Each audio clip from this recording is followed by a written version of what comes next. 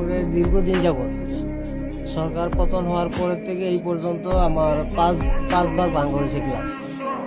এমনভাবে মারে একেবারে আপনার শায়েস্তাগঞ্জের পরে বাসাগেট থেকে শুরু করে শাহবাজপুর, তারপরে আপনার বাড়িউড়া, এতটুকুর ভিতরে মনে করেন এই পর্যন্ত আমার গ্লাসটা 5বার ভাঙা হয়েছে।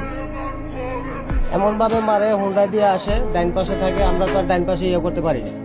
কিন্তু আমার গাড়িতে 40 জন যাত্রী থাকে, আমাদের 40 জন যাত্রী নিরাপত্তা দিতে গেলে দেখা গেছে আমরা বাধ্যতামূলক বামে চাপতে হয়, আর ডাইন দিকে আমাদেরকে লক্ষ্য করেই মারা হয়।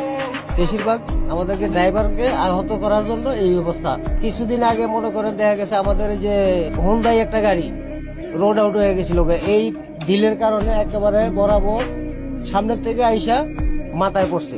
ওই ড্রাইভারটা এখন লাইফ বাদ, একটা চোখ বাদ হয়ে গেছে এই পর্যন্ত।